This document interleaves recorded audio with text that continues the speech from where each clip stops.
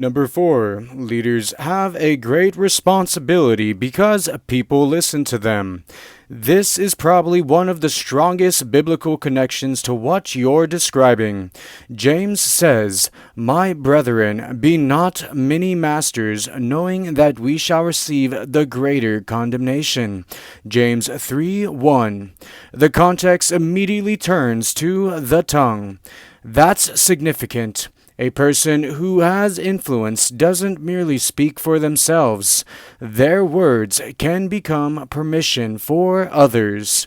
A leader who constantly calls people idiots, stupid, worthless, disgusting, etc., may eventually create a culture where cruelty is regarded as honesty.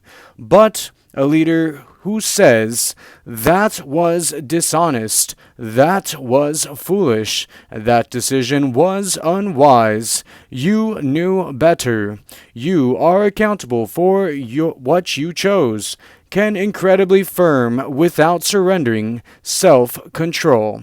Proverbs 29:11 says, "A fool uttereth all his mind, but a wise man keepeth it in till afterwards."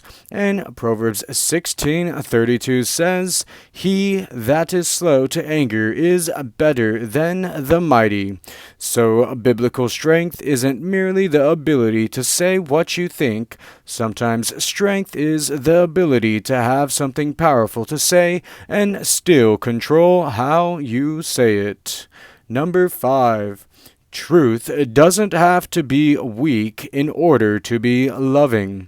This is an important balance. There is a version of Christian kindness that essentially refuses to confront anything. That's not biblical either.